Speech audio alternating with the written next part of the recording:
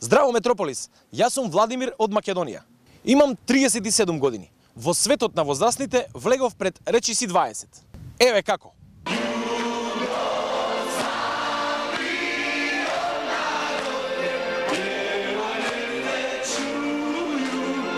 А мислите дека денес е поинаку? Ајде да видиме.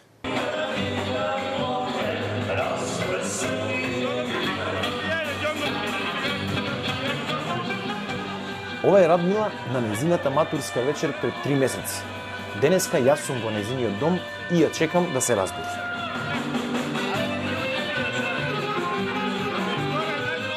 Радмила, што правиш? Проверувам дали некој ме барал во телефонот. Денеска подоцна станав. Само што влезе во светот на возрастните, и дали една од придобивките тоа што можеш подолго да спиеш? Да, имам повеќе слободно време. 18 години. Се чувствуваш возрастна или не? Се уште не. Недоволно возрастна за да можам само да донесувам одлуки. Сепак се уште ни е потребна помош од родителите. Лазар е таткото на Радмила. Сакам да го прашам, која е првата работа што е направил кога тој станал возрастен? Многу одамна беше тоа. Треба да се сетим. И направивте матурска вечер. Да. Колку веќе имаш? Па едно 30-40 илјади.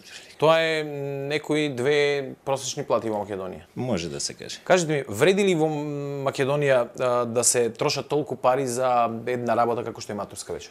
Па не знам колку е вредно за завршување на средна школа, например, кај нас е вообичаено да се прават матурски и слични работи, а не е вообичаено за завршување на факултет да се трошат истите работи. Меѓутоа имам другарки кои што славеле матурски со 100 гости во ресторани и трошеле минимум 60.000 денари за да ги прослават тие матурски. Обично родителот до крајот на животот на детето се грижи за кај ќе оди, што ќе прави, стан, по куќнина во станот и така. Забележав и Лазар живее се уште со својата мајка. Да.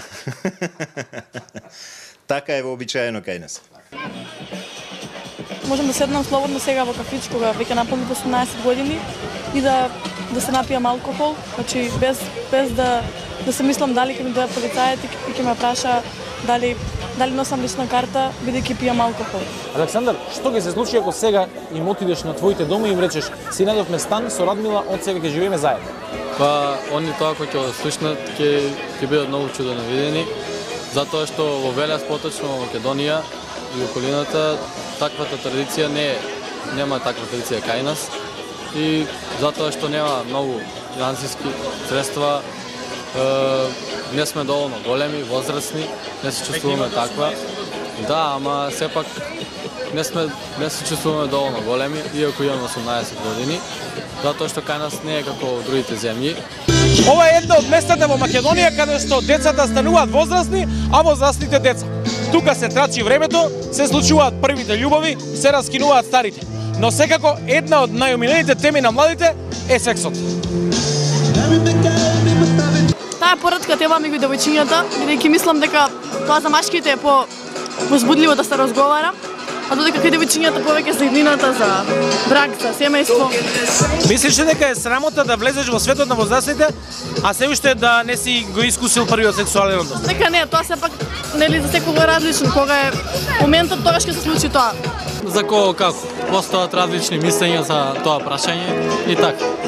Која е првата работа што ја направи кога стана полнолетен? Првата работа, кога си фатив љубовница. Па дојдов на басен да си искапам. Што ќе направиш кога ќе станеш полнолетен?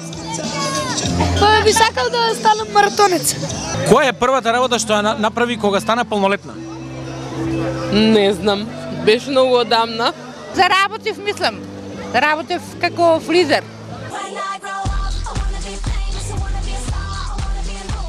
Имаш 16 години. Дали едва и чекаш да станеш возрастна? Да. Гледам од друга страна, ќе бидеме возрастни, но младоста не може да се врати, па некако се тешиме со таа и уживаме младоста.